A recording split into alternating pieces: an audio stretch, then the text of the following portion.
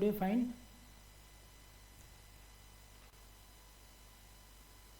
Audio video fine? Okay. Yes, sir.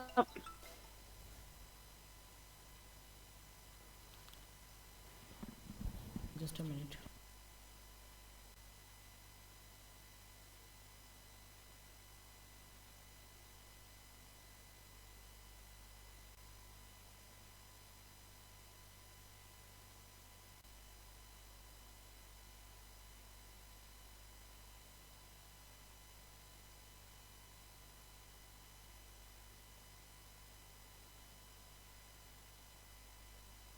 Okay sir, cost of capital हो गया था।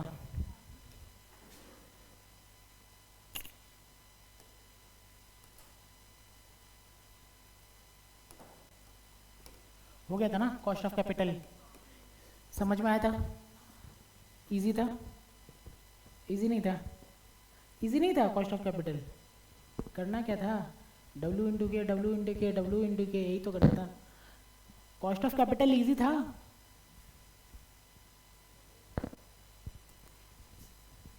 Online class comment दीजिए। Easy था कॉस्ट ऑफ कैपिटल? खत्म हो गया?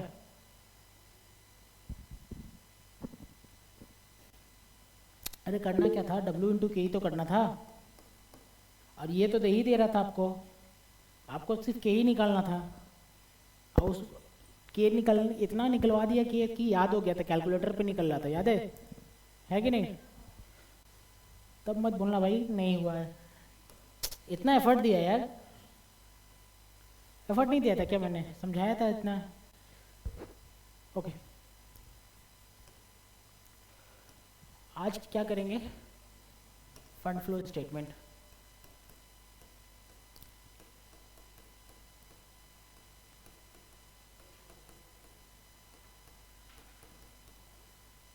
फंड फ्लो स्टेटमेंट क्या होता है? फंड फ्लो स्टेटमेंट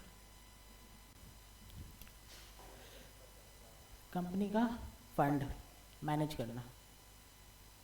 ठीक है, फंड मैनेज करना। मैनेज करना in the sense fund manage करना। इसका मतलब क्या हो? सर ये कंपनी का फंड है, पैसा आ रहा था, इसका कॉस्ट निकाल लेते हैं। कहाँ से? कॉस्ट ऑफ कैपिटल से। अंडरस्टूड? सर फंड इन्वेस्ट होगा कहाँ? प्रोजेक्ट में। सर ये कौन सा चैप्टर होगा? Capital budgeting.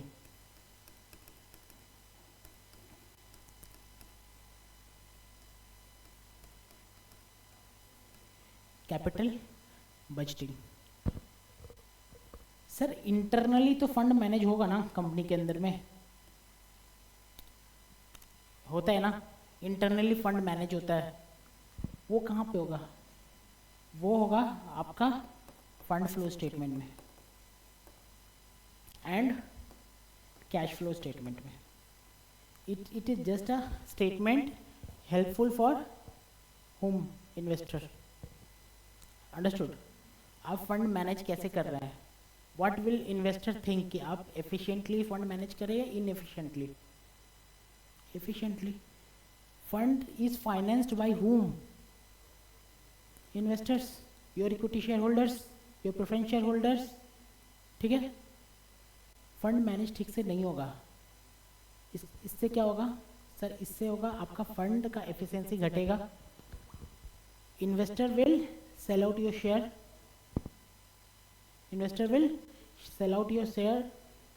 मार्केट प्राइस बढ़ेगा या घटेगा? घटेगा। सेल आउट कर रहा है, सब सप्लाई देने के लिए रेडी है। Market is driven by whom? Market is driven by demand and supply. Market is driven by demand and supply. If your common sense का बात करो, कोई मार्केट का बात नहीं करो। सर ऑयल मार्केट का ही ऐसे समझ लो market. If you have a product which is very scarce in number, scarce in number समझ में आ रहा है ना? and demand of the product is very high, your price will be what? Low or high? High. Similarly in the same manner in market, if the price of if the shares of the company is very limited, but the investor foresee the future, good future of the company. The demand of the share will be increase, resultant the price of the share will be increase. Price increase होगा, इसका मैंने link किया foresee the future.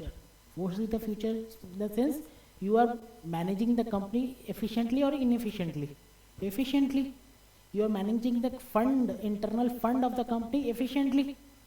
And कौन देख रहा है कि efficiently कर रहा है कि नहीं कर रहा? Outsiders, maybe your existing shareholder, maybe your proposed shareholder, जो shareholder बनना चाहते हैं, जो आपके कंपनी में 500 करोड़ डालना चाहते हैं, वो देख रहे हैं आप फंड कितना एफिशिएंटली मैनेज कर पा रहे हैं कि नहीं कर पा रहे हैं. आप कौन है? You are the CFO of the company, you are the chief financial officer of the company, and you are responsible for the all the financial transaction held in the company. Understood? CEO is responsible for the operation of the company. CFO is responsible for the managing fund of the company. Understood?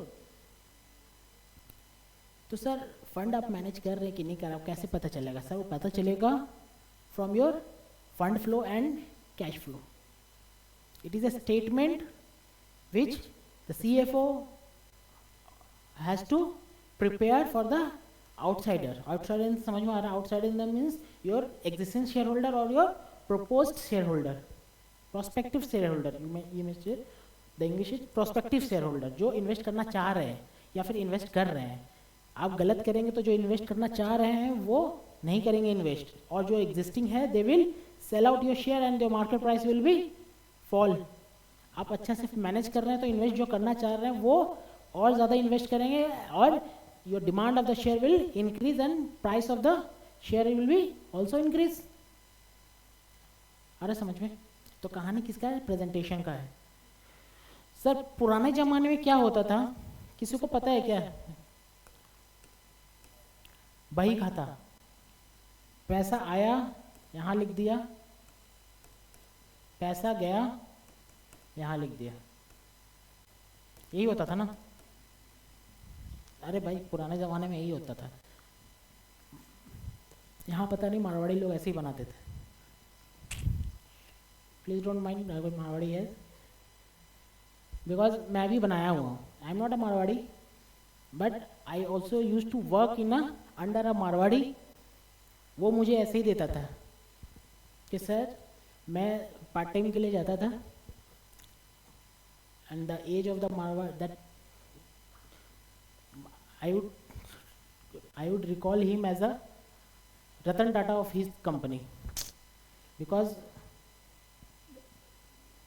क्या होता है company चलाने में एक future perspective रहता है आपका, जिसको हिंदी में बोलते हैं आपकी दूरदर्शिता. ऐसे ही होता है ना?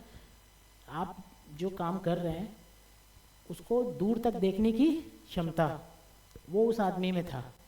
The age of the person is above 70. The age of the person is above 70. Very experience, very learned person.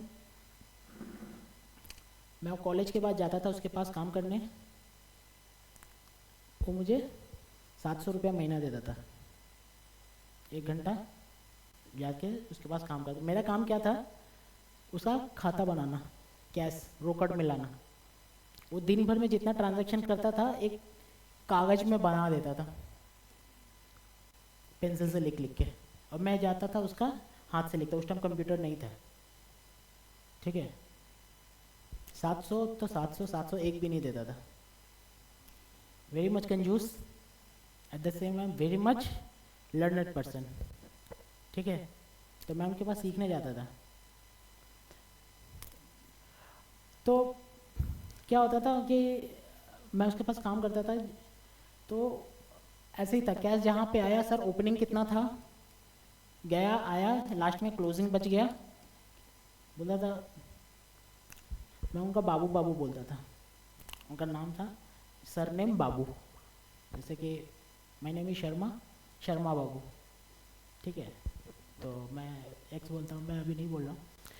तो डैश बाबू, ये आपका इतना बैलेंस आ रहा है क्या? 47,180 रुपया। हाँ हाँ, आ रहा। ठीक है, तो वो पहले ही से कैलकुलेट करके रखते थे, मेरा है, मैं जाके जस्ट ऐसे नोट डाउन कर लेता था ओरिजिनल उसका कैश बुक में। ठीक है, तो पुराने ज़माने में ऐसे ही चलता था। अब वो ऐसे ही बनाते थे, वो ऐसे ही बनाते थे। द कंपनी, उनके उसका company, that's proprietorship firm, turnover was around 10 crore something, like 10 crore 10 crore का कंपनी नहीं था, एक फर्म था उनका प्रोप्राइटरशिप। अब वो प्रोप्राइटरशिप फर्म, वो का balance sheet, PL, trial balance वो हाथ से ही बना देते थे। मतलब कि हाथ से बनाना इज़ वेरी डिफ़िकल्ट, कंप्यूटर चाहिए, ठीक है, टैली चाहिए, सॉफ्टवेयर चाहिए जिसमें आप एंट्री मारे और खुद ब खुद ट्रायल बैलेंस शीट बन जाए, लेकिन वो हाथ से ही बना देते थे। ऐसा था, मतलब उनका देख के मैं बनाता था, खुद नहीं करता था। ओके, तो ऐसा बनता था। तो होता क्या था कि कैश मैनेज करना पड़ता था सबका। ठीक है, कैश आ रहा है जा रहा है, नथिंग, पीएलएन इज डिफरेंट, और पैसा आ रहा है जा रहा है इज डिफरेंट। ठीक है, तो सबको पता चला कि कैश मैनेज करना इंपॉर्टेंट है। इसीलिए जैसे जैसे अकाउंटिंग बढ़ा तो पता चला कि कैश भी आ रहा है, बल्कि उसका इफेक्ट और भी करंट एसेट्स पे आता है। जैसे डेटर घट गया, कैश आ रहा है कि जा रहा है? आ रहा है, कॉमन सेंस है। ठीक है, स्टॉक बढ़ गया, डेटर, कैश आ रहा है कि जा रहा है? जा रहा है, कॉमन सेंस है। क्रेडिटर घट गया, क्रेडिटर घट गया, क्या जा रहा है? कैश जा रहा है। वैसे ही सोचना पड़ता, तो मतलब कि सबका इफेक्ट कैश का रहता था, बट उसका करंट एसेट्स और करंट लायबिलिटी में बहुत इफेक्ट पड़ता था। ठीक है, तो जब अकाउंटिंग को ये पता चला तो उन्होंने एक स्टेटमेंट बनाया है, statement of current assets and current liability. Understood? इसमें कुछ किया नहीं है, बहुत इजी है। इस साल आपका 1 लाख का लायबिलिटी है, नेक्स्ट ईयर आपका 50,000 का लायबिलिटी और बढ़ गया है। 1 लाख का लायबिलिटी था, 50,000 का लायबिलिटी और बढ़ गया। कैश आ रहा है कि जा रहा है? आ रहा है ना? उल्टा बोल पूछता हूँ, शायद एसेट्स बोलूँगा तो समझ में आ रहा है। एसेट्स था मेरा 1 लाख का, नेक्स्ट ईयर 1.5 लाख का हो गया। अब बताओ कैश आ रहा है कि जा रहा है? एसेट्स था मेरा 1 लाख का, नेक्स्ट ईयर कैश को छोड़ के, एक्सक्लूडिंग कैश, ठीक है, एसेट्स है 1 लाख का और नेक्स्ट ईयर 1.5 लाख का हो गया है, तो कैश जा रहा है, तभी तो मेरा एसेट्स बढ़ा है। ठीक है, तो उसका स्टेटमेंट एक बनता था, current assets and current liability, और उसके बाद एक फंड फ्रॉम ऑपरेशन बनाते थे पहले के जमाने में कि सर ऑपरेशन से कितना फंड आ रहा है। ऑपरेशन मतलब बिजनेस एक्टिविटी। रिलायंस के लिए सोचो, रिलायंस एक कपड़े बेचने का बिजनेस में है, तो उसका कपड़ा बेचने का बिजनेस, ठीक है, जो उसका कोर बिजनेस है उससे फंड कितना आ रहा है। इट इज़ मोर और less like profit and loss account. Profit and loss account में क्या होता था सर, एक पीएनएल है, एक अकाउंट है। सोचो आप प्रॉफिट एंड लॉस अकाउंट ऐसे ऐसे पढ़े होंगे, ये है, यही है ना, to bank interest, to bad डेप्ट, यही तो था आपका प्रॉफिट एंड लॉस अकाउंट, और यहाँ पे नेट प्रॉफिट आ जाता था, यही तो था। तो सर इसका अकाउंट भी तो बनता होगा ना आपका। अगर यहाँ पे बैलेंस शीट में, बैलेंस शीट ऑफ ईयर 0 और बैलेंस शीट ऑफ ईयर 1, ये है ना, इसमें एक प्रॉफिट होगा 500 और इसमें एक प्रॉफिट आया होगा नेक्स्ट ईयर में, सोचो 600 होगा ना, आ रहा होगा ना। पिछला साल 500 था, इस साल 600 हो गया, हो सकता है ना इस साल का खर्चा है तभी तो इस साल का खर्चा और इनकम बढ़ा तो मेरा 100 का इंक्रीमेंट हो गया, समझो टेक्निकली थोड़ा, है कि नहीं। तो सर वैसे ही अगर हम पीएलएल अकाउंट बनाए तो ऑब्वियसली बात है सर, ये ये लाइबिलिटी है या एसेट्स है? लाइबिलिटी है या एसेट्स है? लाइबिलिटी है भाई। That fall PNL account falls under non current liability, reserve and surplus है, इसी के अंडर आता है ना। तो सर लाइबिलिटी है तो इसका opening balance by balance BD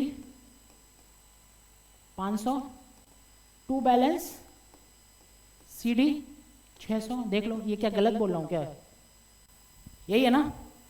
और इसके बाद इस पे कुछ इफेक्ट आ रहा होगा जिसका नेट इफेक्ट 100 आ गया होगा इधर, आ रहा है ना।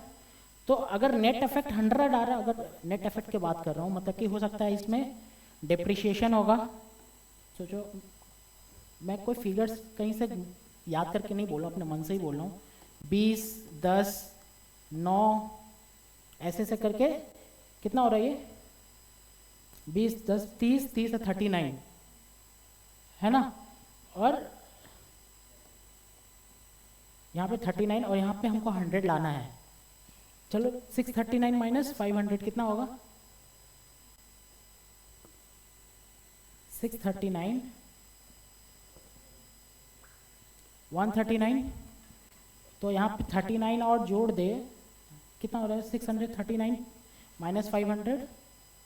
नहीं ये नहीं जोड़ना था ना। सोचो इन दोनों का नेट, मैं मैथ्स पे नहीं जा रहा हूँ, इन दोनों का नेट यहाँ पे 100 आ रहा होगा, यहाँ पे जो आ रहा है इसका नेट 100 आ रहा होगा। That's 100 is what? Fund from operation. Fund from operation sir क्यों? कि सर इसमें एक डिप्रिशिएशन होगा, हम कैश खोज रहे हैं। फंड कितना आ रहा है मेरा इस साल का पीएनएल, उसमें से सारा एक्सपेंसेस को हम ऐड करेंगे और पिछला साल वाला ऐड करेंगे तो ही तो मेरा फंड आएगा, फंड फ्रॉम ऑपरेशन। तो सर पहले बनता क्या था सर? स्टेटमेंट फिर फंड फ्रॉम ऑपरेशन। सर ये फंड फ्रॉम ऑपरेशन हम लोग निकालते थे किस लिए? फॉर आवर बिजनेस डिसीजन, कि हमारा जो ऑपरेशन है चल रहा है अभी, जो मेरा कोर ऑपरेशन चल रहा है उसमें से मेरा फंड कितना जनरेट हो रहा है। कोर ऑपरेशन चल रहा है, हो सकता है किसी को हेजी लग रहा होगा, सर क्या बोल रहे समझ में नहीं आ रहा है, एक में भी लग रहा होगा हेजी, लेकिन जब हम लोग करेंगे ना सम्स इसके ऊपर प्रैक्टिकली तब समझ में आएगा अच्छा ये बोलना चाह रहे थे एक्चुअली। ठीक है, तो आपको मोटा मोटी भी समझ में आ रहा होगा कि सर पुराने ज़माने में क्या बन रहा था आपका statement of current liability and current assets. फिर उस स्टेटमेंट में हमको पता चलता था कि मेरा नेट में बढ़ रहा है working capital, that's the working capital ना, करंट एसेट्स और करंट लायबिलिटी। मेरा नेट में बढ़ रहा है या घट रहा है ये बताइए।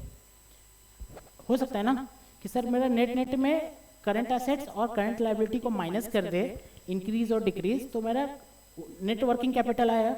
जैसे सर मेरा ईयर 0 और ईयर 1 में करंट एसेट्स 1 लाख, ठीक है, और current liability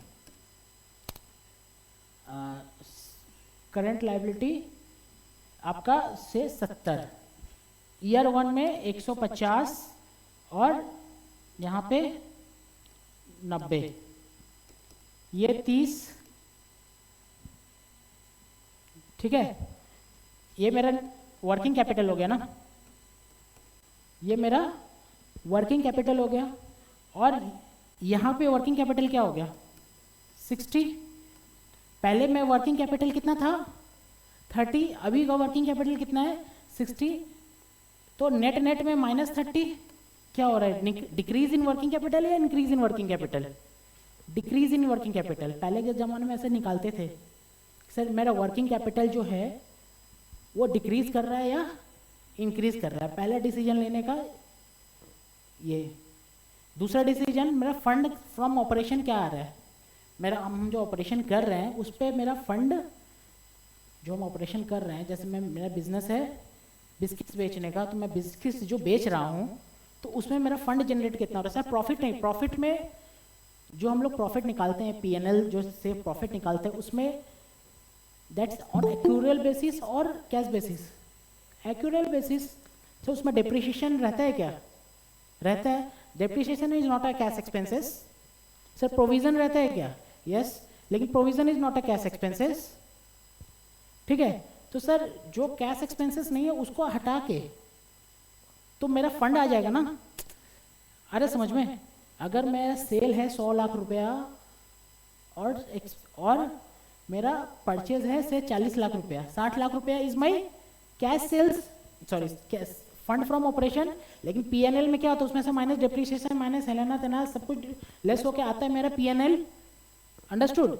that's not the clear picture, because आपके पास तो एक्चुअली जो मेरा 100 माइनस 40 60 किया, तो आपके पास 100 माइनस 40 60 के, तो आपके पास 60 नहीं बचा है, आपने 60 बचा है। लेकिन आप रिपोर्ट कितना कर रहे हैं?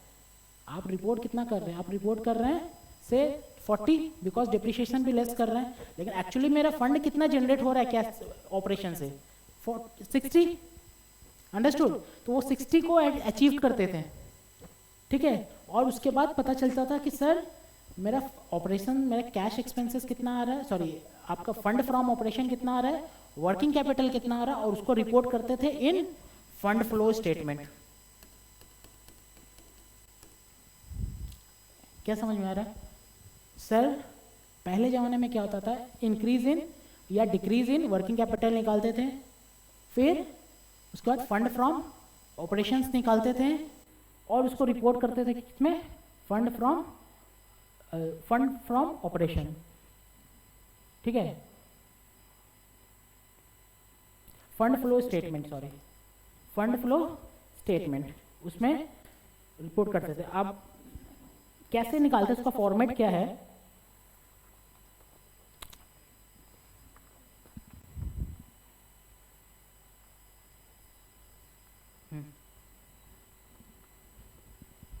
इधर बैठ जाओ। निकालते थे कैसे?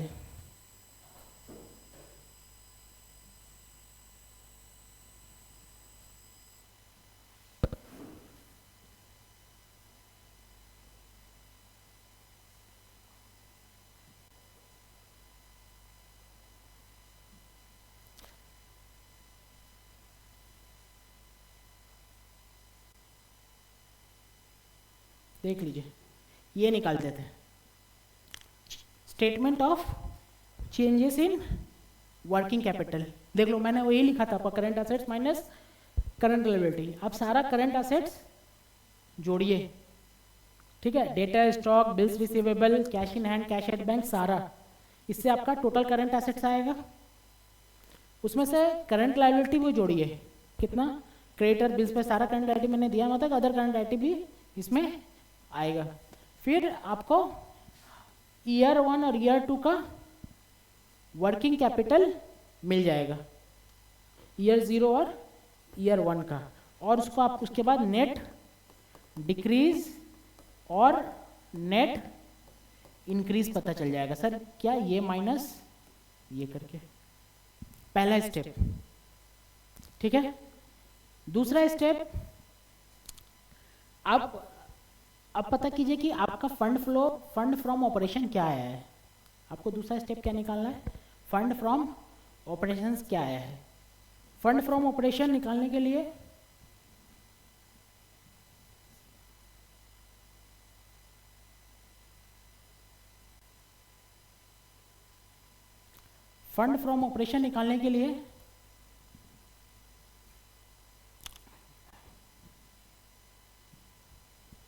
सर आप एक पीएनएल बनाइए, fund from operation, sorry profit and loss account.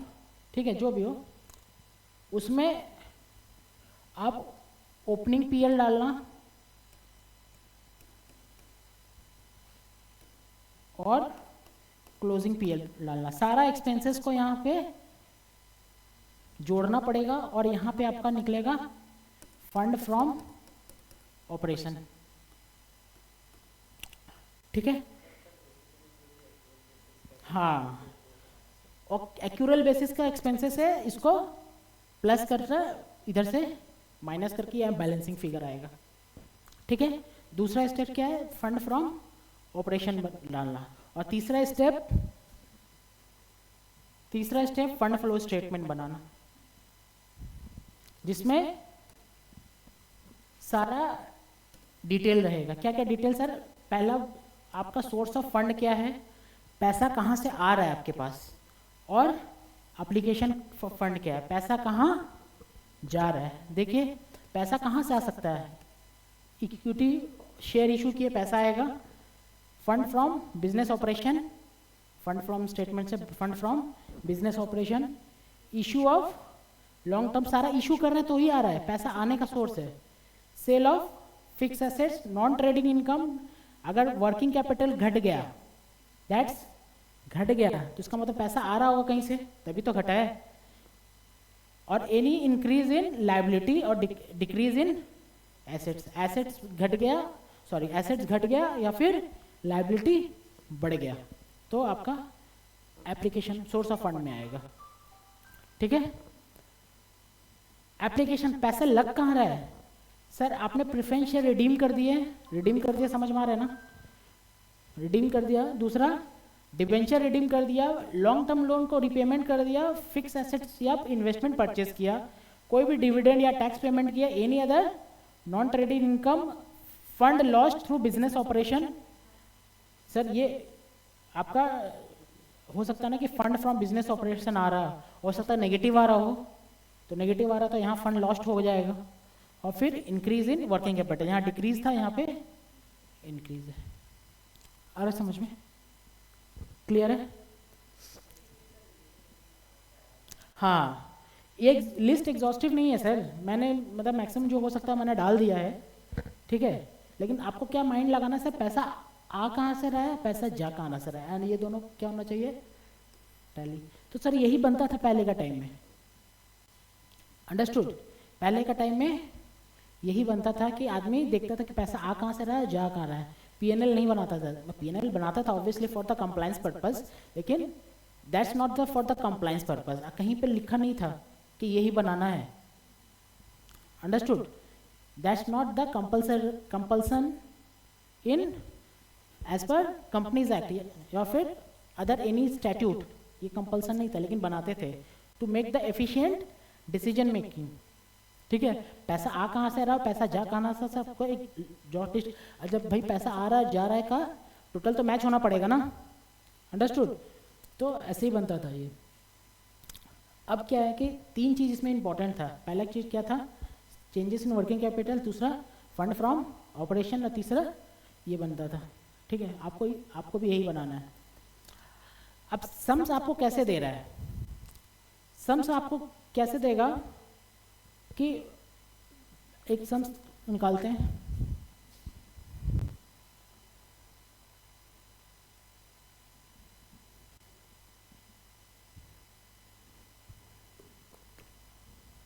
एक सम्स निकालते हैं, बैठ जाओ यहाँ पे।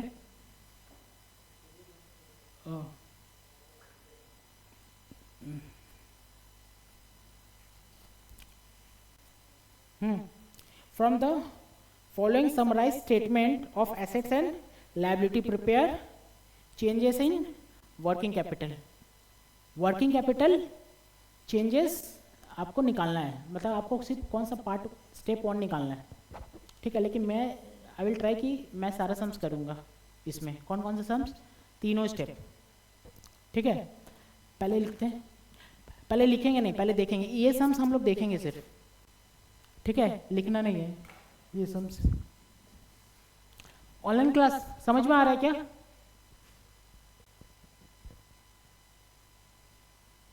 ओके, लिखेंगे नहीं, जो लिखेगा वो लॉस में जाएगा।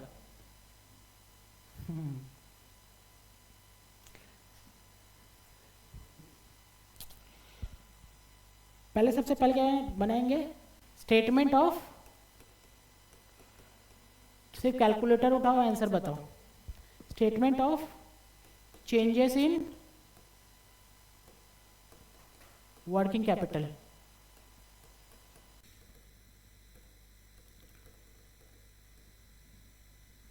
पर्टिकुलर्स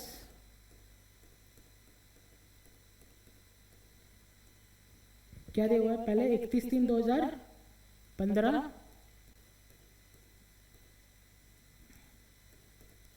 31/3/2016। सबसे पहले करंट एसेट्स, करंट एसेट्स में क्या क्या है, मैं एसेट्स साइड देख रहा हूँ। सबसे पहले करंट एसेट्स देखा हूँ, क्या है, डेटर, स्टॉक,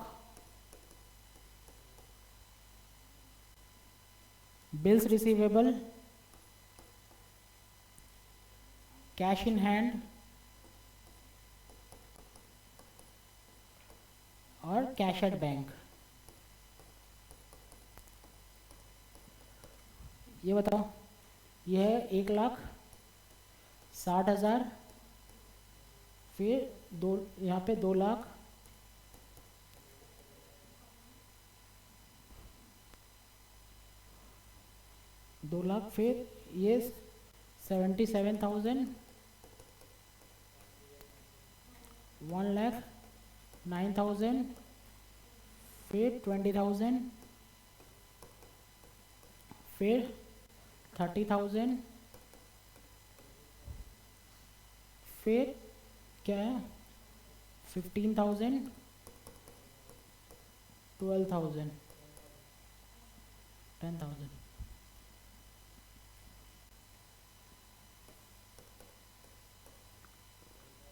उसके बाद 10,000 और 8,000।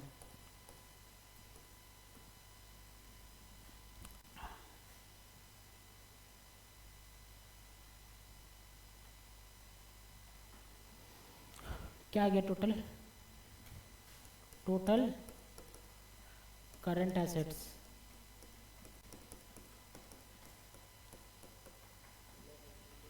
2,82,000 और ये कितना आ रहा है,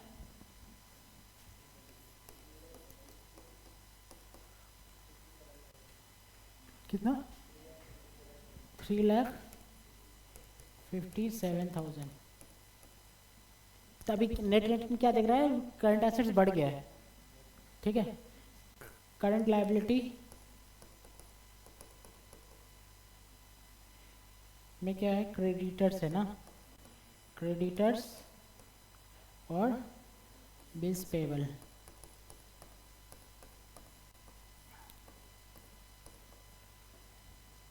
क्या ये 53,000, 55,000 और 83,000, 20,000, 16,000। टोटल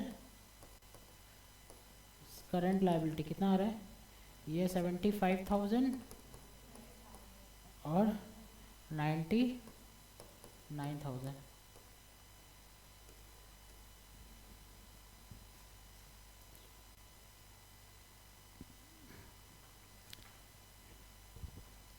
तो वर्किंग कैपिटल कितना आ रहा है,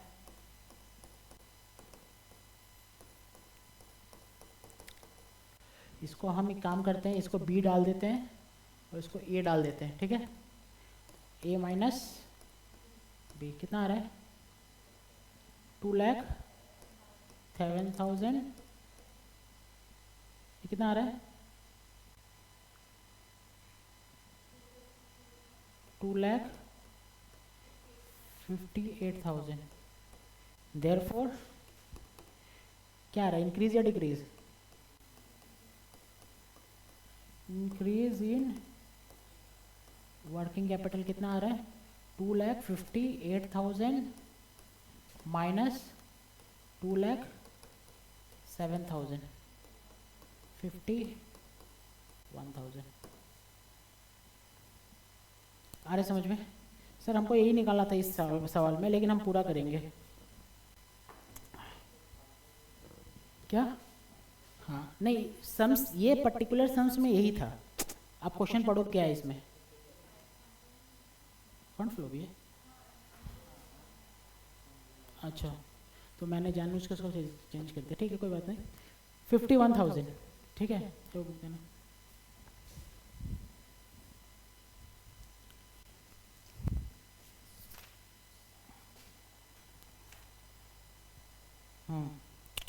अब देखिए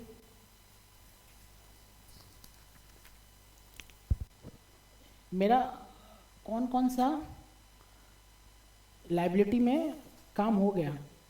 मेरा देखो, अगर हम सम्स में देखें तो मेरा क्रेडिटर, बिल्स पेबल,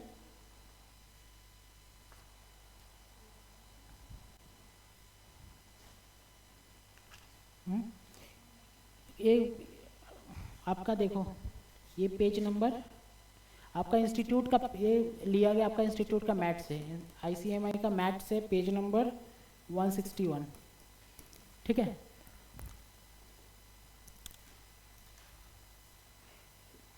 देखिए अगर हम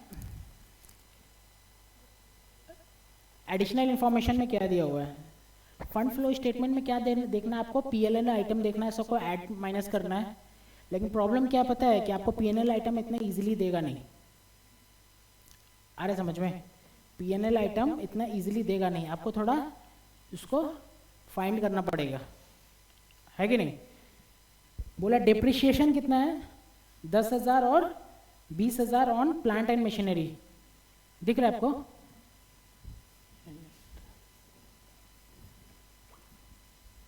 एक बुक में जो देना, डिप्रिशिएशन कितना है, 10,000 and 20,000 on plant and machinery and land and building respectively, है ना। तो सर हम अगर प्लांट एंड मशीनरी पे जाएं तो आपका हमको पता है कि सर प्लांट एंड मशीनरी देख रहा हूँ, ठीक है, उसमें स्टार्टिंग में कितना था, 80,000, दिख रहा है आपको, स्टार्टिंग में 80,000 और वो बढ़ के कितना हो गया, 2 लाख। इसका मतलब क्या फीलिंग आ रहा है, परचेज किया होगा, फीलिंग आ रहा है परचेज किया होगा। तो सर अगर परचेज किया होगा तो सर परचेज किया होगा तो आपका परचेज कितना आ रहा है, मेरा 1,20,000, लेकिन डिप्रिशिएशन भी है उसमें, उसका एडजस्टमेंट करना है। फिर लैंड भी देखिए, 2 लाख का 1,70,000, 30,00,000 का सेल का फीलिंग आ रहा है, ठीक है, उसमें डिप्रिशिएशन का एडजस्टमेंट है। इंटरिम डिविडेंड, इंटरिम डिविडेंड क्या होता है, इंटरिम डिविडेंड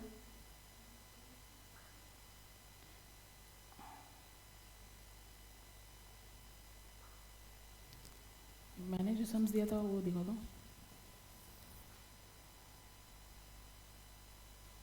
उसमें प्रपोज डिविडेंड है क्या, नहीं यहाँ पे, ठीक है मैंने, अच्छा ठीक है। इंटरिम डिविडेंड होता है, एक होता है इंटरिम डिविडेंड, एक होता है प्रपोज डिविडेंड। लिखिए, लिस्ट सुनिए, डिविडेंड 2 तरीका का होता है, एक होता है इंटरिम डिविडेंड, एक होता है प्रपोज डिविडेंड। अगर कोई कंपनी अपना फाइनेंशियल ईयर के बीच में अगर कोई डिविडेंड दे रहा है, दैट्स अ इंटरिम, तो फंड तो चेंज करना ना, ठीक है। अगर कोई कंपनी अपना ड्यूरिंग द फाइनेंशियल ईयर कोई डिविडेंड दे रहा है, सोचो 24-25 है, ड्यूरिंग द फाइनेंशियल ईयर अगर कोई डिविडेंड दे रहा है तो that's will termed as what, interim dividend. जब फाइनेंशियल्स खत्म हो जाता है तो उसके बाद क्या होता है, एजीएम होता है, हर कंपनी का एजीएम होता है। दैट्स एजीएम व्हाट, क्या होता है, एनुअल जनरल मीटिंग, ठीक है, एजीएम होता है। एजीएम में भी शेयर होल्डर्स को डिविडेंड दिया जाता है, that's what we called proposed dividend, understood, that's we called proposed dividend। Sir वहाँ लिख लो, जरूर पूछेगा तो एग्जाम में नहीं लिख दो, इंटरिम डिविडेंड में लिख के बगल में लिख लीजिए द डिविडेंड, सम्स के बगल में लिख लो, सम्स के बगल में लिख लो the dividend given by the company during the financial year, the dividend given by the company during the financial year. Interim dividend में लिख दीजिए the dividend given by the company during the financial year. यहाँ पे the dividend given by the company at the in AGM,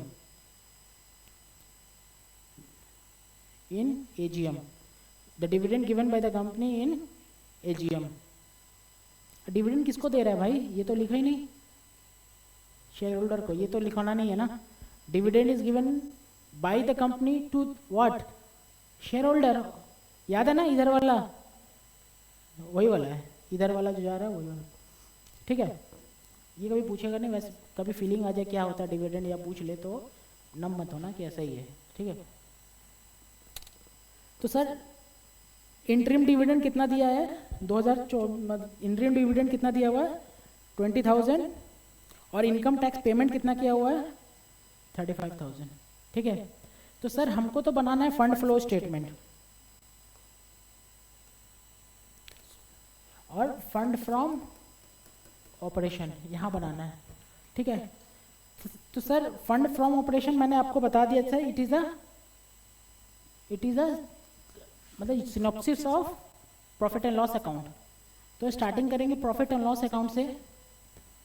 तो sir profit and loss account में यहाँ पे PL लिखा हुआ है, तो पीएनएल एडजस्टमेंट अकाउंट, यही है ना.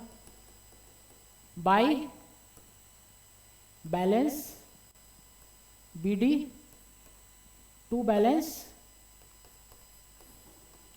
सीडी.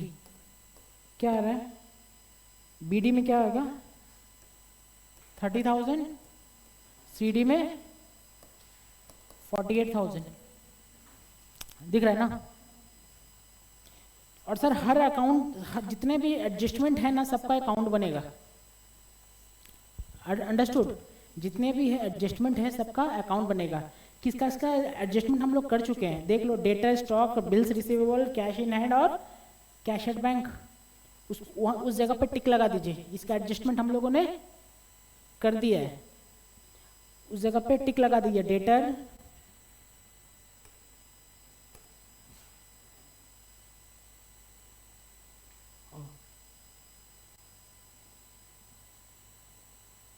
किस किस का एडजस्टमेंट हो गया है यहाँ पे, क्रेडिटर, बिल्स पेबल, अब मैं इसको करूँगा तो हट जाएगा, और debtor stock, bills receivable, cash in and cash at bank. यहाँ का एडजस्टमेंट हो चुका है, because these are current assets and current liabilities. अब नॉन करंट का एडजस्टमेंट होगा, नॉन करंट का एडजस्टमेंट होगा. इसलिए मैं बोला देखो लिखना मत. सबसे पहले मैंने अकाउंट बनाया किसका,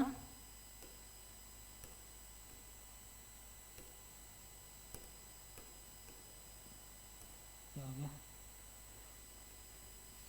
सबसे पहले मैं अकाउंट बना रहा हूं किसका, इक्विटी शेयर कैपिटल का. दिख रहा है आपको, equity share capital by balance BD to balance CD.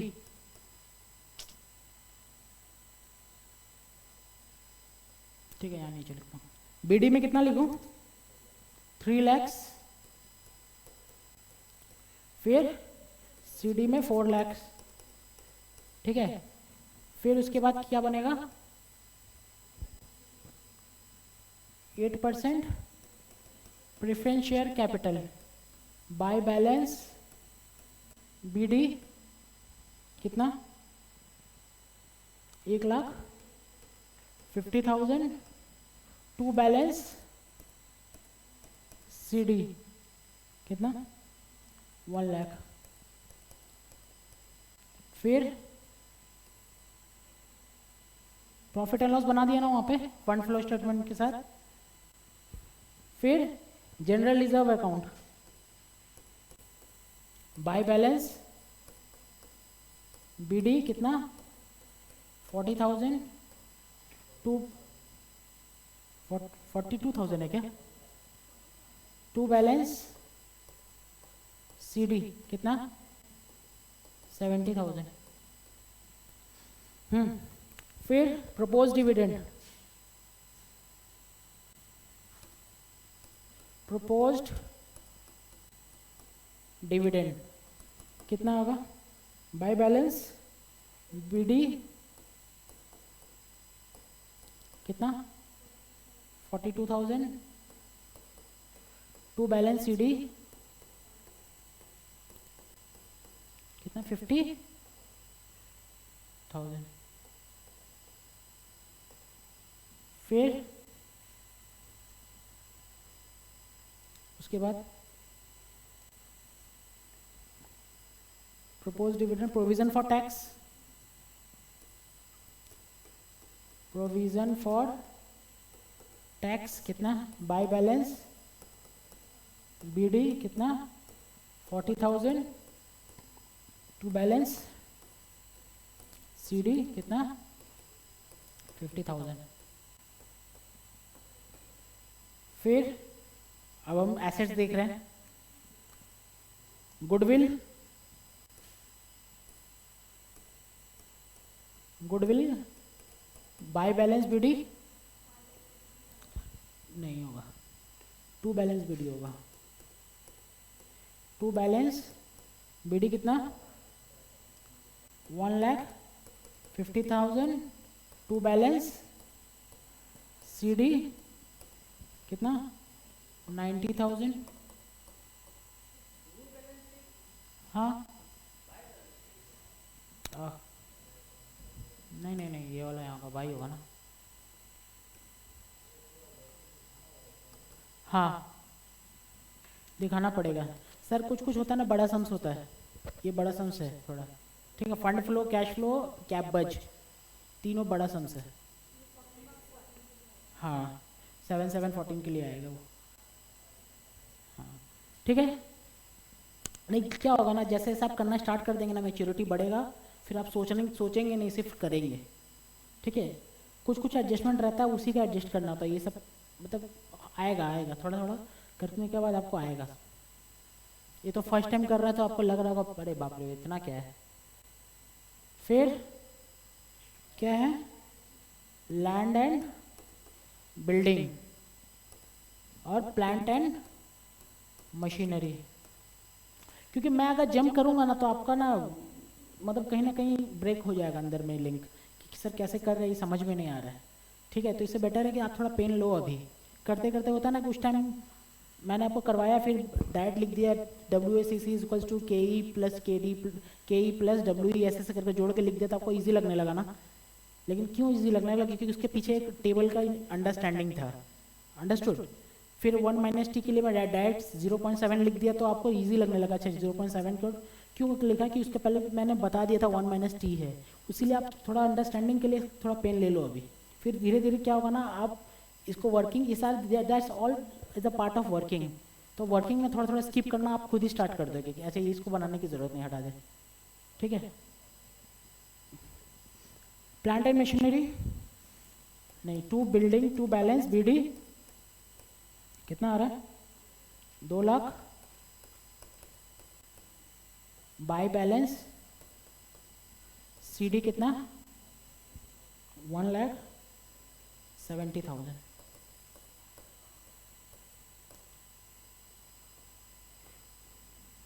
फिर टू बैलेंस BD 80,000 और बाय बैलेंस CD 2 लाख। आ रहा समझ में? क्या किया मैंने? कुछ नहीं किया, सिर्फ अकाउंट बना दिया सबका। पहला क्या किया था sir, changes in working capital बनाया। दूसरा क्या किया, फंड फ्लो बनाने गया, लेकिन मुझे दिखा कि अकाउंट बनाना ज़रूरी है क्योंकि वही यूज़ होगा बाद में, ठीक है, फंड फ्लो में। चलो यहाँ तक तो बन गया। अब देखते हैं मैं क्या एडजस्टमेंट्स की तरफ। तो मेरा सर पहला क्या किया मैंने, चेंजेस इन वर्किंग कैपिटल, दूसरा अकाउंट बनाया, तीसरा एडजस्टमेंट देख रहा हूँ, ठीक है।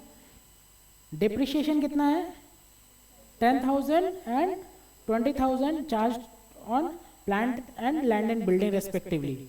सर प्लांट एंड बिल्डिंग में गए, डिप्रिशिएशन लिख दे, बाय डिप्रिशिएशन लिख सकते हैं ना, कितना प्लांट में कितना है, यहाँ पे 20,000 है ना, 20,000, ठीक है। तो सर ये कितना होगा, 1,90,000, तो यहाँ पे क्या होगा, बाई बैलेंस यहाँ बच रहा है ना, अगर 2 लाख और 1,90,000, तो सर यहाँ पे क्या होगा, by sale of land and building, यही होगा ना, कितना 10,000, ये मेरा balancing figure. Sale of land and building ये कहाँ यूज होगा, फंड फ्लो स्टेटमेंट में। देखो फंड फ्लो स्टेटमेंट देखिए, फंड फ्लो स्टेटमेंट का फॉर्मेट देखिए, है sale of land and building.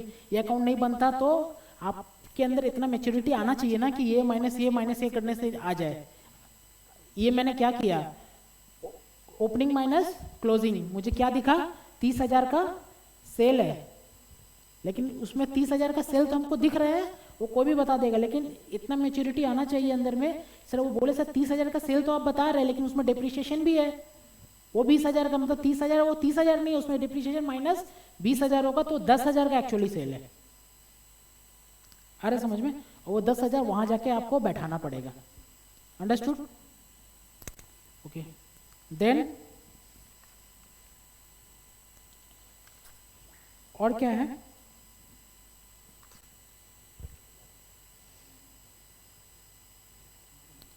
कहाँ था ये, प्लांट एंड मशीनरी क्या है, बाय डिप्रिशिएशन कितना है, 10,000। सर ये 2,10,000 हो गया, 2,10,000 माइनस 80,000, तो ये क्या होगा, टू परचेज होगा, कितना आएगा, 2,10,000 में से 80 गया, 130। आ रहा है समझ में, एक एक चीज, इसीलिए मैं रुक के एक एक अकाउंट खोल के बता रहा हूँ कि एक पता चले, हो जाएगा कि आपके अंदर एक मेच्योरिटी आ जाएगा, तो आपको ये अकाउंट बनाने की जरूरत ही नहीं पड़ेगी। अंडरस्टूड, तो सोचने का हिम्मत चाहिए अंदर में, ठीक है। ये समझ में आया, पहला एडजस्टमेंट खत्म, ठीक है। इंटरिम डिविडेंड का कोई अकाउंट बना है क्या, नहीं बना है, and dividend interim and propose dividend is totally different. तो सर मुझे पता है कि इंटरिम डिविडेंड का एडजस्टमेंट क्या होगा, फंड फ्लो स्टेटमेंट में डिविडेंड पेड है ना, वहां पे चला जाएगा, है कि नहीं। फिर इनकम टैक्स, इनकम टैक्स का बनाया क्या, प्रोविजन फॉर टैक्स बनाया था ना, पेमेंट करते हैं तो टैक्स एंट्री क्या होता है, taxation account debit to bank account, यही है ना, तो इसमें टू बैंक अकाउंट कितना आ रहा है, 35,000, ये बच गया, तो बाई क्या हो रहा है ये, 85 में से 40 गया, 45 बाय प्रोविजन, बट प्रोविजन क्या होता है, इसको क्या बोलते हैं हम लोग, प्रोविजन फॉर टैक्सेशन। सर पिछला साल का प्रोविजन क्या था, बैलेंस 40,000, इस साल का बैलेंस 50,000, कैसे आ रहा है 50,000, पिछला साल का मेरा प्रोविजन था कितना, हम पेमेंट करेंगे कितना, पिछले साल का था 40,000, इस साल का मेरा प्रोविजन कितना था ड्यूरिंग द ईयर, नो 45,000। मैं इस साल पेमेंट करूंगा कितना, मैं एजम्पशन, ऐसा नहीं होता भाई कि पेमेंट किया कर दिया, company use to make provisions कि मेरा टैक्सेशन पेमेंट करने का प्रोविजन क्या आ रहा है, अंडरस्टूड। इस साल कंपनी ने कितना प्रोविजन बनाया? 45,000, ठीक है। और पेमेंट कितना किया एक्चुअली में? 35,000। तो मेरा बैलेंस बच गया। अरे समझ में, ये अंडरस्टैंडिंग नहीं है पिछला साल का ये था, ये इस साल का ये था, ऐसे नहीं है। पिछला साल का एक बैलेंस आ रहा था 30,000, इस साल मैंने प्रोविजन बनाया है कितना? 45,000। तो मेरा टोटल, और 45,000 पिछला साल से मैंने कितना पेमेंट कर दिया है? 35,000। 40,000 का प्रोविजन जो बना हुआ था पिछले साल, उससे इस साल कितना पेमेंट कर दिया? तो मेरा बैलेंस कितना बच गया है? 50,000। अंडरस्टूड। 50,000 में 45,000 इस साल का प्रोविजन, और अगले साल का प्रोविजन कितना था? कम पेमेंट करना पड़ा, कितना? 5,000। आ रहे समझ में? इसमें 45,000 और 5,000 का मिक्सचर है, तो ही 50,000 यहाँ पे आया है। अगर in case of any information नहीं है, इसमें तो बोल दिया 35,000। अगर इंफॉर्मेशन नहीं है तो आप लोग क्या जूम करेंगे? पिछला साल का जो प्रोविजन था वो टोटली इस साल पेमेंट हुआ है, और इस साल का जो प्रोविजन बना है वो बैलेंस चल रहा है। अगर कोई ऑप्शन, अगर कुछ नहीं दिया हुआ है आपका सम्स में, तो सर आपका एजम्पशन होना चाहिए सर यहाँ पे 40,000 लिखेंगे, और यहाँ पे सॉरी यहाँ पे 40,000 लिखेंगे, और यहाँ पे 45,000 लिखेंगे, सॉरी 40,000 लिखेंगे, और यहाँ पे 50,000 लिखेंगे। अगर इन केस नहीं है डिटेल तो, और जो डिटेल है तो वैसे लिखना पड़ेगा जैसे इस सम्स में, ठीक है। फिर खत्म हो गया ना? फिर तो अब मेरा एडजस्टमेंट खत्म हो गया, तो क्या करेंगे? सारा अकाउंट को क्लोज करना है। डिविडेंड बोला, इंटरिम डिविडेंड है ना? इंटरिम डिविडेंड है ना, उसमें डिविडेंड का तो प्रोपोज डिविडेंड का अकाउंट बनाया है। बैलेंस शीट में है ही नहीं इंटरिम डिविडेंड, इसका मतलब कि वो पे होकर खत्म हो गया इसका बैलेंस।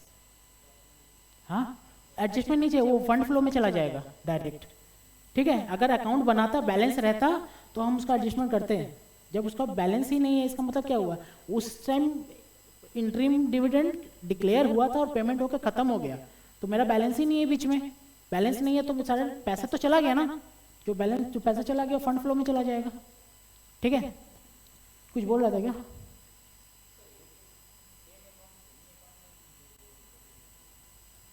कौन सा? नहीं कहाँ? नहीं, प्रोविजन फॉर टैक्सेशन का ओपनिंग बैलेंस क्लोजिंग बैलेंस है। तो ये क्या प्रोविजन, ये अकाउंट नहीं है एक्चुअली में, ये इसमें हम ऐसे लिख देते हैं ना। तो एक काम करते हैं ना, तो P&L अकाउंट लिख देते हैं, bye profit and loss account. इस साल का प्रोविजन। अरे समझ में, प्लीज कोई माइंड मत करना कि हम काट के लिखे, मैंने सबको मना किया लिखने के लिए, ठीक है। क्लियर है? अब एक एक करके अकाउंट को खत्म करना पड़ेगा। अब बताओ, 3 लाख था, 4 लाख हो गया। बाय बैंक, यही होगा ना? क्या होगा? इशू कितना? 1 लाख। फिर 1.5 लाख था, 1 लाख हो गया। 2 क्या होगा? बैंक। क्या होगा? रिडेम्पशन। दिख रहा है ना? कितना? 50,000। फिर प्रोपोज डिविडेंड।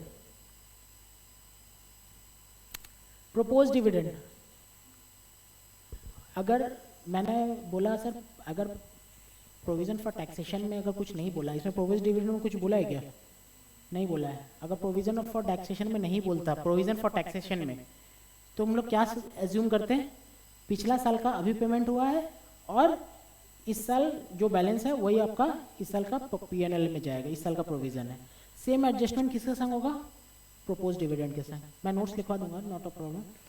प्रोपोज डिविडेंड में क्या है? उसमें कुछ एडजस्टमेंट अगर कुछ नहीं बोला है तो हम लोग ये मानेंगे कि पिछला साल का जो प्रोपोज किया हुआ है वो इस साल पेमेंट हो गया है। कितना? और इस साल का जो क्लोजिंग बैलेंस है ना, वो अब प्रॉफिट एंड लॉस में गया है, इस साल का प्रोपोज डिविडेंड। कितना? 50,000 हो गया बैलेंस। क्लियर है सर? अगर प्रोविजन फॉर टैक्सेशन में नहीं बोलता तो ऐसे ही करते हम लोग, लेकिन उसमें क्या किया था ना, बैंक अकाउंट बोल दिया था, तो बैलेंसिंग फिगर मेरा लेके आ गया था मैंने, ठीक है। फिर general reserve. Sir general reserve पहले 40,000 था, इस अब कितना हो गया? इसका मतलब ट्रांसफर, मतलब किसका मतलब क्या हुआ? पैसा आया है to profit and loss. Please इसमें वो मत करना, प्रॉफिट एंड लॉस से एडजस्ट होता है ये, अंडरस्टूड? कितना? 30,000, ठीक है। देन और क्या है? ये तो हो गया ना। गुडविल,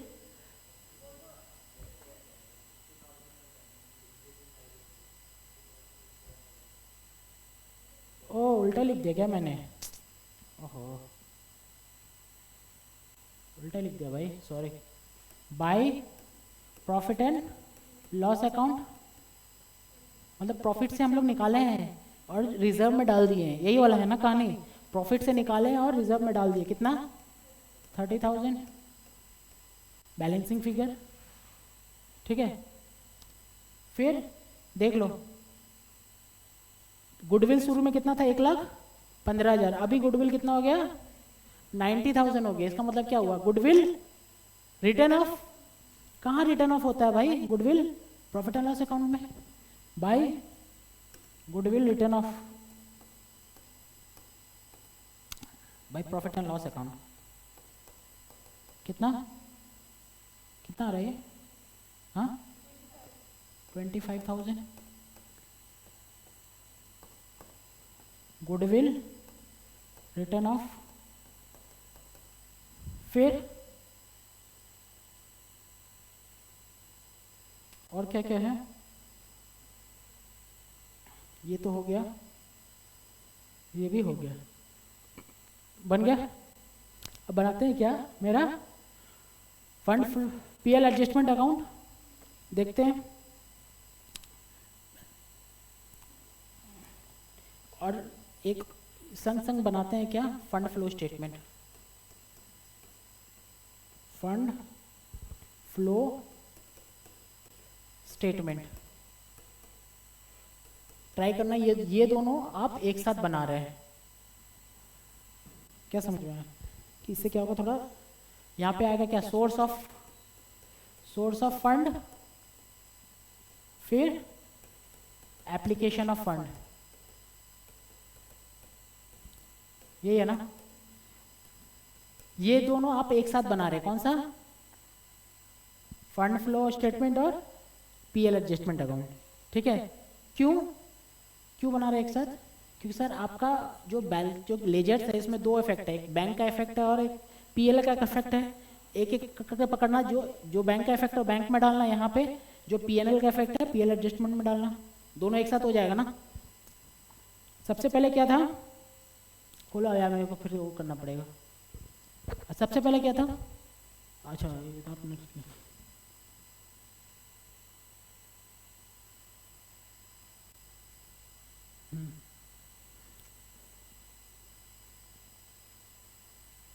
इक्विटी शेयर कैपिटल, ठीक है। कहाँ जाएगा? फंड फ्लो स्टेटमेंट में, ठीक है। सोर्सेस ऑफ फंड में,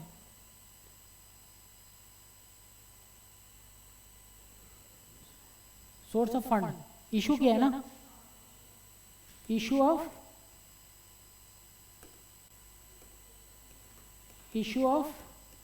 इक्विटी शेयर कैपिटल, कितना? 1 लाख था ना। इसके बाद क्या है? रिडेम्पशन हुआ तो एप्लीकेशन में रिडेम्पशन ऑफ प्रेफरेंस शेयर, कितना?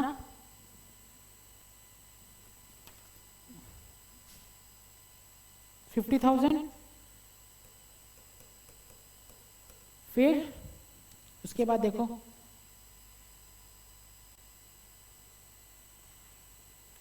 ये हो गया प्रपोज डिविडेंड, ये पीएनएल में जाएगा, ये आपका फंड फ्लो स्टेटमेंट में। पीएनएल में कितना जाएगा? टू प्रपोज डिविडेंड 50,000,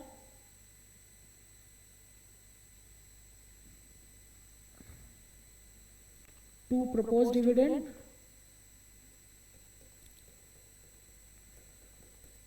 कितना 50,000 और यहाँ पे क्या एप्लीकेशन है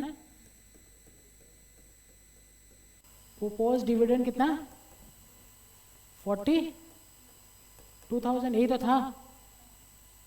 अरे समझ में क्या है फिर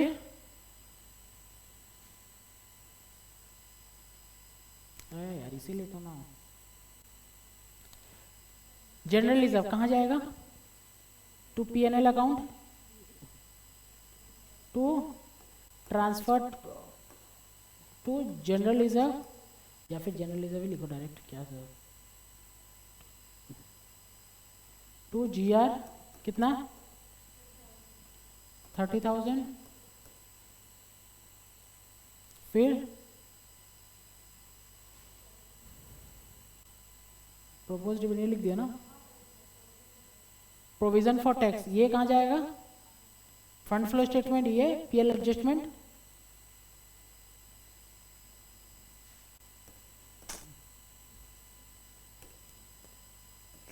पेमेंट ऑफ टैक्स 35,000 और ये टू प्रोविजन फॉर टैक्स कितना 45,000 देन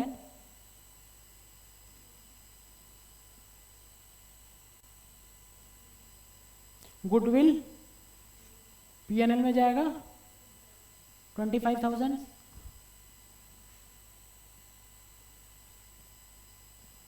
टू गुडविल कितना 25,000 फिर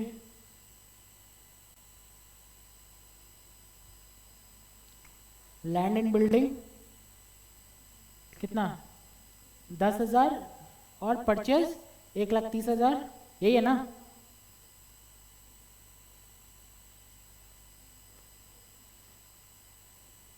दस हजार सेल था sale of land and building यही है ना कितना 10,000 और परचेज ऑफ कितना purchase of plant and machinery कितना कितना था ये 1,30,000 ठीक है ओके देन अब क्या बचा इंटरिम डिविडेंड है ना कितना 20,000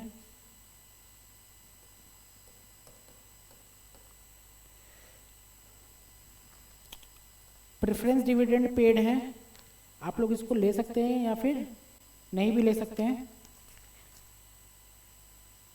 ठीक है। अच्छा डिविडेंड का तो आप पीएनएल में जाएगा टू इंटरिम डिविडेंड कितना कितना था पेमेंट किया था 12,000 ना 20,000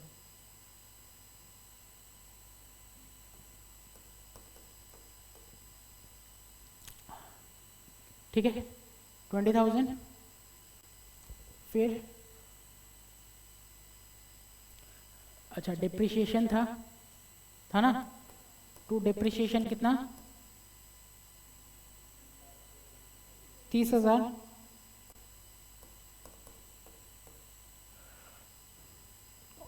और कुछ छूटा है आप प्रेफरेंस डिविडेंड ले सकते हैं या फिर नहीं ले सकते हैं ठीक है लेकिन प्रेफरेंस डिविडेंड समझ में आ रहा है ना डिविडेंड कितना है प्रेफरेंस कैपिटल कितना है 1.5 लाख 8% कितना आ रहा है 12,000 ठीक है अज्यूम कर सकते हैं कि सर हम लोग during the year preference dividend payment किए हैं या अज्यूम कर सकते हैं during the year preference dividend payment नहीं किए हैं कौन सा अजम्पशन ज़्यादा लॉजिकल है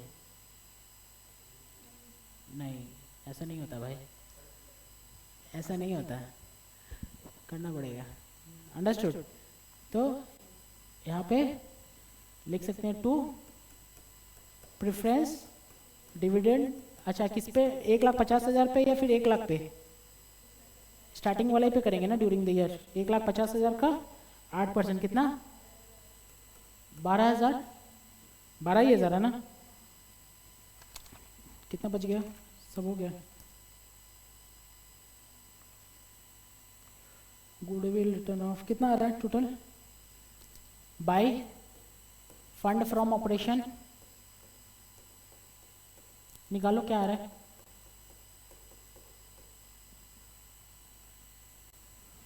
फंड फ्रॉम ऑपरेशन कितना आ रहा है?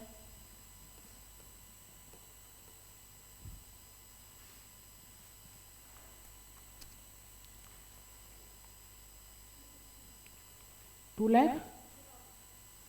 लाख। हाँ ये माइनस ये, यही होगा ना? 2,30,000 ये आपका बैलेंसिंग फिगर आ रहा है, ठीक है। उसके बाद ये यहाँ पे जाएगा, किधर आएगा? ये फंड फ्रॉम, देखो ना क्या लिखा हुआ आपका उसमें, नहीं आपका शीट में फंड फ्रॉम ऑपरेशन यहाँ आएगा ना, फंड फ्रॉम ऑपरेशन। अरे सोर्स ऑफ फंड है ना, पैसा तो आ रहा है यहाँ से कितना? 2,30,000। और यहाँ पे देखो increase in working capital, increase in working capital इधर आएगा ना। देखो कितना आ रहा है? 51,000 था ना। अब देखो क्या आ रहा है, मैच कर रहा है क्या दोनों? 3 लाख, दोनों मैच कर रहा है। 3,40,000।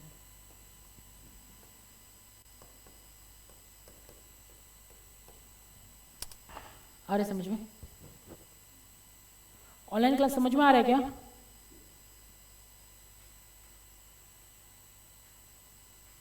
ओके तो सर पहला स्टेप मेरा क्या था, एक बार रिवाइंड कर दूं क्या, कितना बज रहा है? पहला स्टेप्स क्या था? पहला स्टेप था preparation of statement of work changes in working capital. दूसरा स्टेप मैं फंड फ्लो स्टेटमेंट नहीं बोलूंगा, बिकॉज उसके पहले फंड फ्रॉम ऑपरेशन नहीं बोलूंगा, क्योंकि उसके पहले मुझे अकाउंट बनाना पड़ा था। प्रिपरेशन ऑफ अकाउंट्स, ठीक है। फिर तीसरा identify the,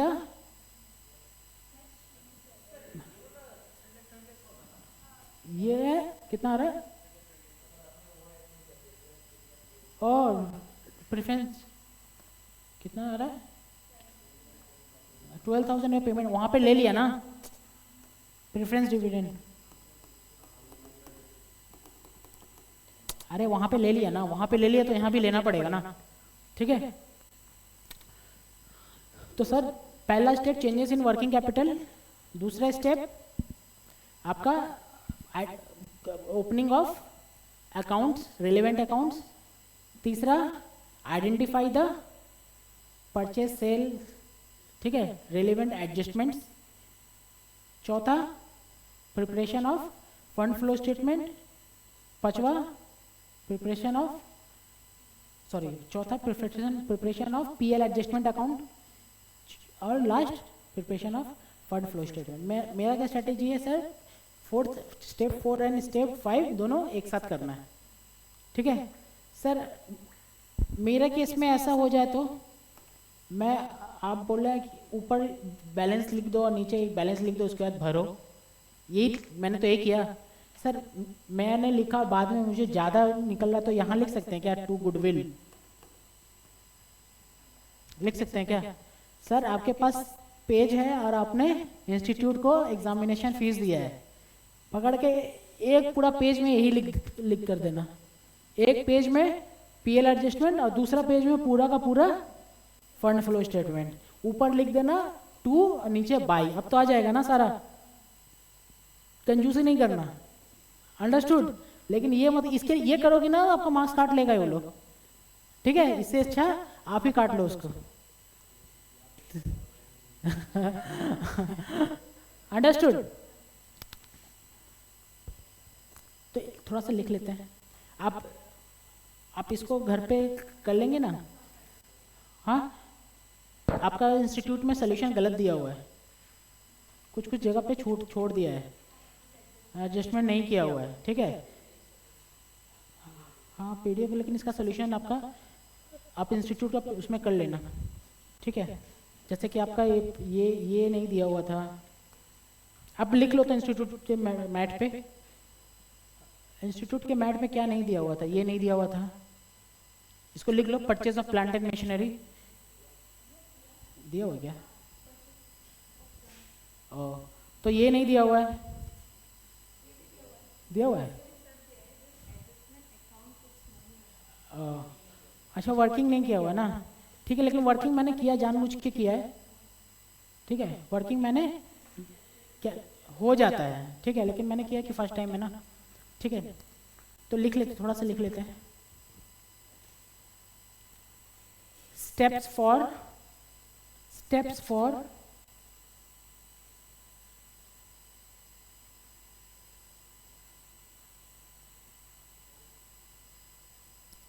preparing for fund flow statement. The steps for preparing fund flow statement. क्या क्या स्टेप्स था? स्टेप 1 क्या था? Prepare changes in working capital, यही तो था ना? Prepare changes in working capital, prepare changes in working capital.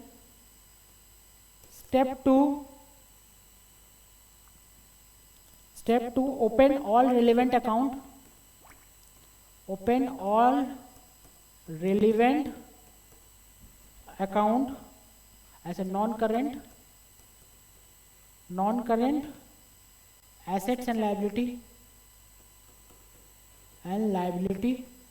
account। समझ में आ रहा है ना? यही है ना? नॉन करेंट एसेट्स का करेंट लायबिलिटी का मैंने नहीं खोला था, क्योंकि उसका एडजस्टमेंट मैंने उसमें कर दिया था वर्किंग कैपिटल चेंजेस में। ठीक है, step 3, adjustment of given information in the question. Adjustment of given information in the question, यही है ना? खोलने का तो एडजस्टमेंट ही किए थे। Step 4,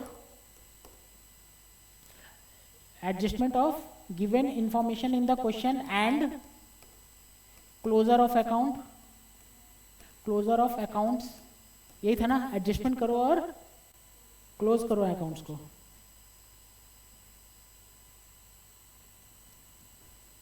step 4, calculate P&L adjustment account.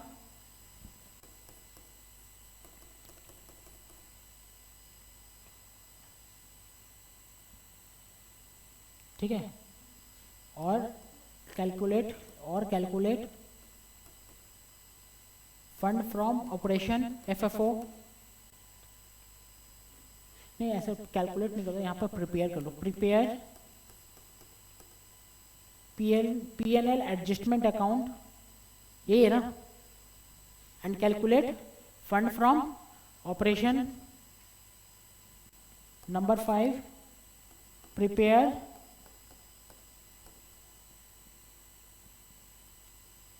Fund flow statement. Prepare fund flow statement.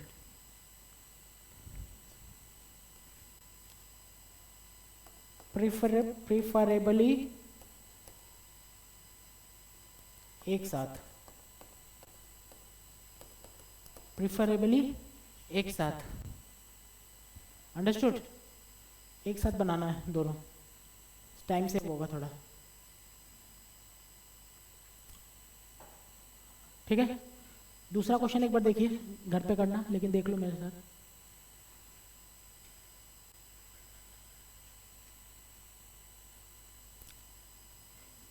Prepare a schedule of changes in working capital end fund flow statement from the following information. Sir आपका सबसे पहले working changes in working capital तो बहुत easily निकल जाएगा, ये यहाँ से यूज करेंगे, ठीक है, ये होगा ना। और ऊपर से ये रहा, ऊपर से सन्ड्री क्रेडिटर यूज कर लेंगे, हो जाएगा ना, निकल जाएगा, इजी है। उसके बाद अकाउंट खोलेंगे, अकाउंट सबका खुलेगा, लैंड का, प्लांट एट कॉस्ट का, फर्नीचर एट कॉस्ट का, इन्वेस्टमेंट का, फिर share premium, general reserve, profit and loss account. Profit and loss account को पता है, इसी से आपका fund flow fund from operation आ जाएगा। डिबेंचर और provision for depreciation, provision of depreciation दिया हुआ, इससे क्या होगा कि सर अगर एग्जाम में अगर आपका सम्स में अगर प्रोविजन फॉर डिप्रिसिएशन दिया है, इसका मतलब आपका जो डेटर ये है ना प्लांट, ये कॉस्ट पे दिया रहेगा। मतलब कि सर अगर बैलेंस शीट में मशीनरी है सोचो 60,000 और डिप्रिसिएशन है से 10,000, तो आपका रिटर्न डाउन 50,000 को क्या बोलते हैं, रिटर्न डाउन वैल्यू, ठीक है। बहुत जगह ऐसा प्रेजेंटेशन पहले होता था, अब नहीं होता है, पहले होता था ना कि डिप्रिसिएशन को ना यहाँ दिखाते थे बोल के प्रोविजन फॉर डिप्रिसिएशन, तो ये इसका मतलब क्या हुआ, ये रिटर्न डाउन वैल्यू नहीं रहेगा, ये कॉस्ट पे रहेगा, कॉस्ट ही चलेगा हमेशा। और डिप्रिसिएशन किसी को रिटर्न डाउन वैल्यू निकालना है तो ये माइनस ये करेगा, तो इसीलिए डिप्रिसिएशन ऐसे ही नहीं लिखा हुआ है, ये माइनस ये। अंडरस्टूड। प्लांट परचेज देखो कितना में परचेज किया था, 8,000 में, डिप्रिसिएशन 4,000, सेल कितना पे किया है 1,600, उसका मतलब लॉस कितना खा रहा है वो, 8,000 का मशीन था, डिप्रिशिएट होके कितना हो गया था 4,000। अंडरस्टूड। मशीन कितने का था 8,000 का, लेस डिप्रिशिएशन कितना हो गया था 4,000, तो उसका रिटर्न डाउन वैल्यू कितना हो गया था 4,000, और सेल कितना में किया है 1,600, तो उसका मतलब लॉस कितना हो गया 2,400। जब आप कॉस्ट में निकालेंगे मशीन जब कॉस्ट पर मशीन अकाउंट बनाएंगे तो उसके एक में सेल आ जाएगा, सेल क्रेडिट साइड में बैंक में, ये सेल कहाँ भी रिफ्लेक्ट करेगा, फंड फ्लो ऑपरेशन में, सॉरी फंड फ्लो स्टेटमेंट में। लॉस कहाँ पे रिफ्लेक्ट करेगा, प्रॉफिट एंड लॉस अकाउंट में। आ रहा है समझ में। प्रोविजन फॉर डिप्रिसिएशन से भी ये डिप्रिसिएशन लेस हो जाएगा, है कि नहीं। अगर मेरा मशीन ही नहीं है तो उसका डिप्रिसिएशन प्रोविजन फॉर डिप्रिसिएशन में नहीं आएगा, लेस हो जाएगा। फिर बोला इन जुलाई 2016 पीस ऑफ फर्नीचर और परचेज 4,000, ठीक है। जब फर्नीचर बनाएंगे तो टू बैंक करके डाल देंगे परचेज 4,000, फिर बैलेंसिंग फिगर निकालेंगे। डिविडेंड कितना आ रहा है 22.5% इक्विटी शेयर होल्डर को, तो आपका इक्विटी कितना है, किस पे निकलेगा ये, ओपनिंग इक्विटी पे या क्लोजिंग इक्विटी पे, ओपनिंग इक्विटी पे ऑलवेज, ठीक है। वहां पे लिख लेना opening on opening equity, sums में लिख लीजिएगा on opening equity.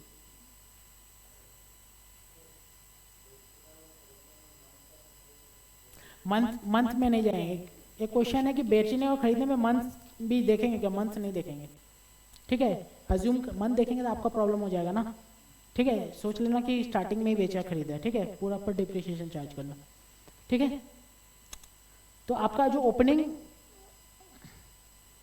Share capital है 2 लाख पे 22.5% का डिविडेंड है, ठीक है। और उसके बाद तो कुछ है नहीं रहा, टैक्स का कोई एडजस्टमेंट नहीं है, तो इसके बाद क्या सोचेंगे सर, टैक्स इस साल जो है वो पेमेंट किया है बैंक में और ये वाला पीएनएल में, ठीक है। आपको वो कहाँ है डिविडेंड का, डिविडेंड का अकाउंट नहीं है, इसका मतलब डिविडेंड अकाउंट बनाना नहीं है आपको, डायरेक्ट डिविडेंड आपका पीएनएल में हिट करेगा और आपका फंड फ्लो स्टेटमेंट में हिट करेगा। बस हो गया, इजी है। दिया हुआ फंड फ्रॉम ऑपरेशन आ रहा है आपका इंक्रीज इन वर्किंग कैपिटल, ठीक है। नेक्स्ट क्लास में इसको ख़त्म करेंगे, करके आना। अगर किसी का आगे भी जा रहा है कंप्लीट होने के बाद भी और भी करना, या फिर टच अपॉन करना सारा को। कितना सम्स है टोटल? 4 सम्स है। नेक्स्ट क्लास थर्सडे को होगा, ठीक है। थर्सडे को नेक्स्ट क्लास। 2 दिन आपके पास है, आज का दिन है ना आपके पास आज का दिन और कल का पूरा दिन, उसके बाद नेक्स्ट का पूरा दिन, 3 दिन है आपके पास। हाँ ठीक है। 4 सम्स, 3 सम्स करने में ज़्यादा से ज़्यादा आपको 1 घंटा से 2 घंटा लगेगा, ठीक है। चलो थैंक यू। ऑनलाइन क्लास समझ में आ रहा है क्या? कुछ प्रॉब्लम? ये फंड फ्लो, कैश, मैंने आपको पहले बोला fund flow, cash flow, capital budgeting, ये तीनों थोड़ा बड़ा चैप्टर है, ठीक है। सॉरी, फंड फ्लो या कैश फ्लो दोनों में से एक पक्का ही देगा 100%। और जितना भी आप फंड फ्लो कर रहे हैं ना, जो आप निकाल रहे हैं क्या, fund from operation, that will be used in cash flow also. तो आपका जो हो रहा है ना, कि मतलब देखा जाए तो कैश फ्लो का वार्म अप हो रहा है। 80% चांस है आपको फंड फ्लो एग्जाम में नहीं पूछेगा, ठीक है। 80% चांस है एग्जाम में फंड फ्लो नहीं पूछेगा, लेकिन कैश फ्लो पूछेगा, 80% चांस है, ठीक है। क्योंकि आपको पता है कि सम्स ज़्यादा है ही नहीं, फंड कैश फ्लो में भरा हुआ सम्स है, फंड पूछे। लेकिन कैश फ्लो में आपको वो बनाना पड़ेगा फंड फ्रॉम ऑपरेशन। तो फंड फ्रॉम ऑपरेशन बनाने के लिए आपको सारा अकाउंट फिर से खोलना पड़ेगा कैश फ्लो में।